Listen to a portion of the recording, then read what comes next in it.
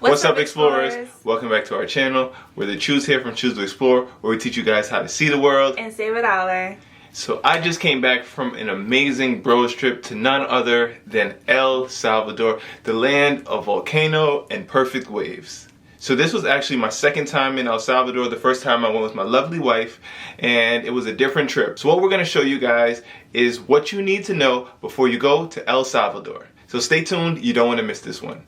So our first point is, El Salvador is a perfect place for many different travel styles. So the first time we went together, and it was nice, it was relaxing. We did so many things. We went to the beach, we hiked the volcano, we did a lot of nature, and it was an amazing trip, right? Definitely. Now this second trip with my guys, it was a lot more adventure and hiking through nature and beautiful place, but just a different experience. So why I recommend El Salvador is you can do so many different things on this small country. Yes, definitely. You can have a nice mix of the beach, the city, and nature all in one trip. So our next point is, where even is El Salvador? So it's actually the smallest country in Central America, and it's located between Honduras and Guatemala. And it's the only country in Central America that does not have a Caribbean coast. It only has a Pacific coast. So both times that we flew into El Salvador, we flew into the main airport, which is just outside of San Salvador, which is the capital. And the reason why we flew both times to San Salvador was we got super cheap flights with Avianca. Now Avianca is a Latin America based carrier that flies all over Central and South America, and it's actually one of the oldest airlines in the world. We flew Avianca Airlines through Central and South America, and we highly recommend them, especially if you're a budget traveler.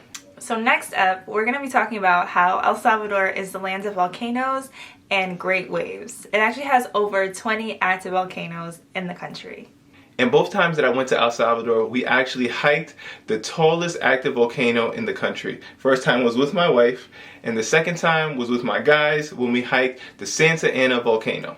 So going up there took us about 2 hours, and it was a beautiful scene. We were right there amongst the clouds, and when you get to the top, you got the ice cream man, and you also got to see the blue caldera. If you look out and it's a clear day, you can also see Lake Cotepeque. If you are up for an adventure and a hike, I highly recommend doing this hike. For me, it's a must-do. And also because El Salvador is on the Pacific coast, it is very well known for its amazing waves. And this ties into our next point, which is about Surf City. So on my second time around in El Salvador, we visited Surf City, and it was a lot different here than a lot of other places that I have visited in El Salvador. And this is because there's a lot of tourists that are going to be there. I think Surf City is marketed towards tourists versus the other places in the country. And especially if you like to surf, it's called Surf City. And here you can rent boards, you can rent wetsuits, you can also get surf lessons, and they're of all different types.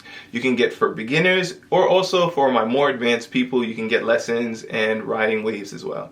There's also the World Surfing Games that take place in Surf City, and that was actually going on during our first trip to El Salvador. So that was really cool, and also people will qualify for the Olympics by doing this. Unfortunately, we weren't able to make it there to see it, but maybe the next time, El Salvador. So being from New York, we have a lot of friends who are Salvadorians, and we heard a lot of horror stories about the violence and gangs there in El Salvador. A lot of people have fled from their countries, and a lot of people have not even been back because of the horror stories that they have heard. But we did extensive research before heading to El Salvador, and we noticed that recently they even celebrated 365 days without murders. So the country has changed a lot within the last couple of years. People were friendly and nice, people looked out for each other, but one thing that I will say is that I do speak Spanish, so maybe that experience may be a little bit more welcoming because I do speak the language. But even still, you should use your common sense, and you should probably avoid walking alone at night, and you should probably stick with a group as well.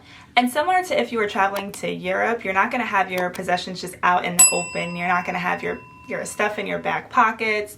You're going to be mindful of keeping your possessions close to you. So just be aware of that and you'll be fine. Also, whenever I do travel places, I always keep my stuff on my front pouch and my crossbody. And that's just in case somebody does try to pickpocket me. All my things are in front of me and I can see them before it happens. Yeah, we have an anti-theft day bag linked in the description below. Also, before we go anywhere, we always have travel insurance, and we personally like Safety Wing because it's relatively affordable for the coverage that we get, and it allows us to have some peace of mind if something does happen, because you never know abroad. Another point related to safety is the tap water. So you should not drink the tap water in El Salvador. Just stick to bottled water. It's for the best. And my next point with safety is with the president, Bukele.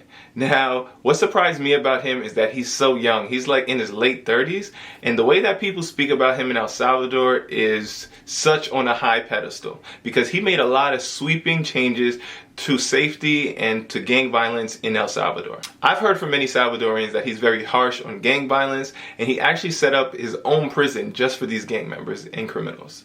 He actually introduced Bitcoin as an official source of currency in El Salvador, which with the crime and all the other things he does is one of the reasons why El Salvador has a very bright future ahead. And I even know like a big world event such as Miss Universe is going to be held in Little El Salvador this year. So what an amazing difference that a couple years can make with the president. Another thing that really surprised me is going through these markets, you see all of these bobbleheads, towels, t-shirts, all these different figurines of the president. Like I see like images of Michael Jordan, Goku, Homer Simpson, all of these like cartoon figures and role models. And I also see the president all the way throughout the markets. And it's crazy to think about. All right, so next up, we're going to switch gears and we're going to talk about the two different seasons in El Salvador. So there's actually a wet season and a dry season. And both times, we actually went during the wet season.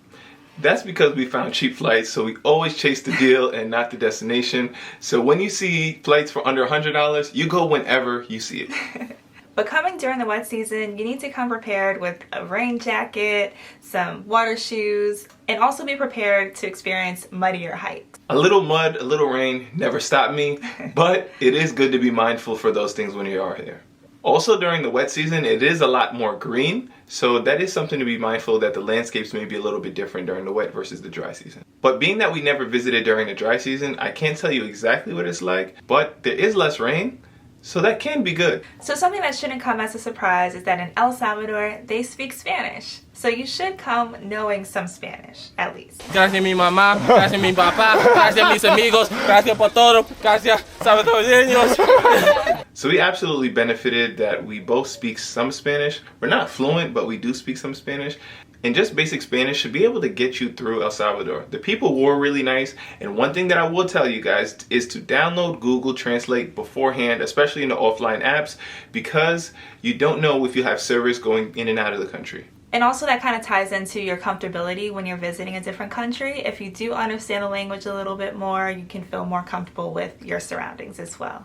And the next thing that we're going to talk about is something that I love, and that is pupusas. So being from New York, as I said, I know a lot of Salvadorians. I've had pupusas here, but pupusas in El Salvador are diferente.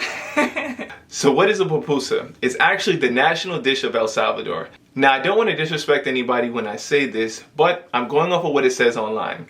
It's a griddled cake. It could be either corn or tortillas, and usually some cheese or beans. And then it's a lot of other toppings that is inside of it.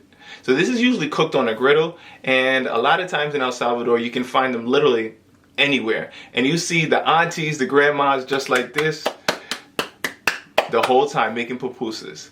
So if you don't see an auntie outside, I would not trust the spot. And it's vegetarian friendly too.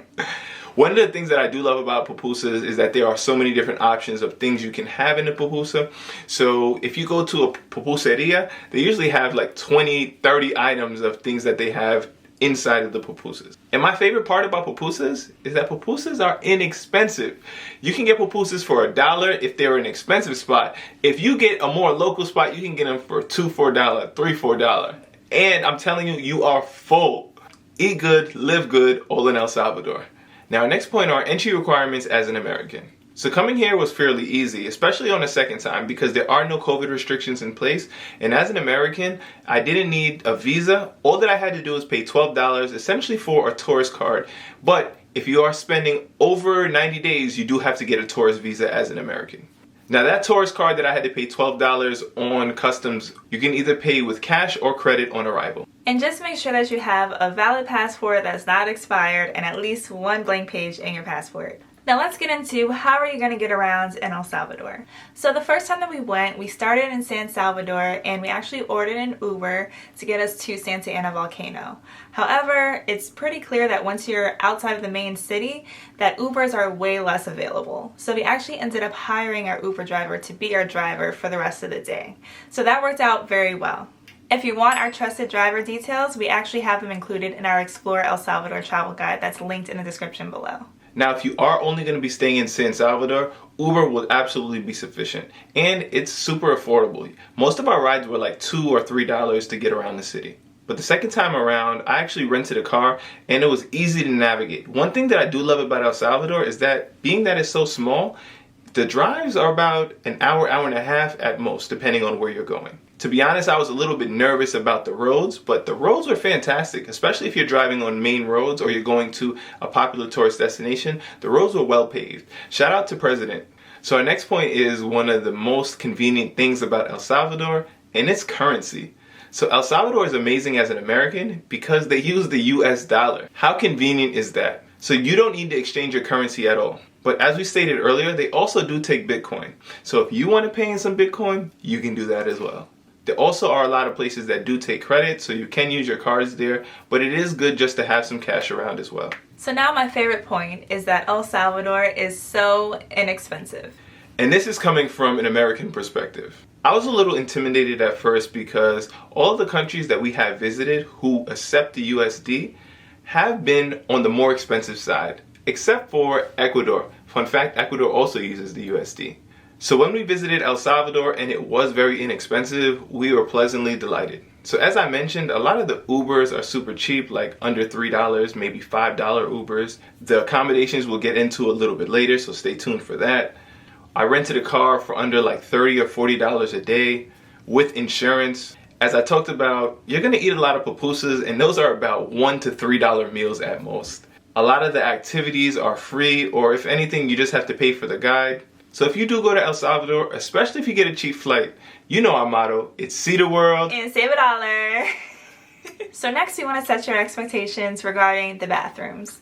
So sometimes you will need to bring your own tissue, and in some cases they may charge very small fee for the bathroom. So just bring really small bills and also bring hand sanitizer just in case. Another thing to keep in mind is you do not flush the tissue in the toilets in El Salvador. You throw it out in the little trash basket next to the toilet. So keep all these things in mind. Depending on how local your experience is, you may actually have an outhouse. So one time when we were at a waterfall, we were in somebody's backyard and it actually was just a hole in the ground. And that was the experience of the bathroom. So I'm about to do the second of about 3 or 4 hikes and I had to use the bathroom really bad. You want to see the bathroom? This sheet right here. You want to see the toilet? That right there. Bring tissue, bring hand sanitizer, and don't flush tissue if flushing is an option. Now our next point is about the beautiful waterfalls in El Salvador. Honestly, this is one of the reasons why I love Central America. Volcanoes, waterfalls, and the beautiful beaches. El Salvador does not come short of any of those three.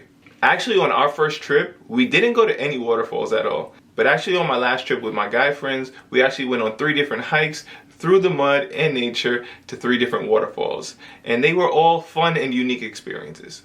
This also included me having too much fun and doing some cliff jumping, and there was even a spot where we saw a hot water waterfall. I've never heard of it until I saw it with my own eyes. We've seen and done so many amazing things throughout El Salvador, and we've included a lot of our top recommendations inside of our Explore El Salvador travel guide that's linked below, so be sure to check that out. Our next point is our experience visiting as Black people in El Salvador. So this may or may not pertain to you, but we just want to touch on our perspective. So one thing that I do love about El Salvador is that it is a pretty homogenous country. And why that's interesting and cool is a lot of the people have similar backgrounds and similar understandings and culture. At the same time, a lot of Salvadorians have not met a lot of people from outside of their own culture. So during both visits, I could count the number of Black people that I saw on one hand. You brought them with you. I mean, she is right. I mean, I did see other people. They were all tourists there, but there's far and few in between. I didn't see or feel any racism throughout my travels, but there was a lot of curiosity. I remember one time we were in We're hiking Santa Ana Volcano. Yeah, and there was a couple people who literally just put a camera in my face and asked to take pictures, which is cool. You know, I'll take the picture. And that was really our experience there. A lot of times they even asked for us to take a pic. Like, they asked me to take a picture of him with whoever they were. Yeah. And it's like, we kept the picture. I don't really it was on like understand. they wanted me to take a picture on my phone of me and them. Yeah. So, listen, we took the picture. Cultural exchange. I don't know.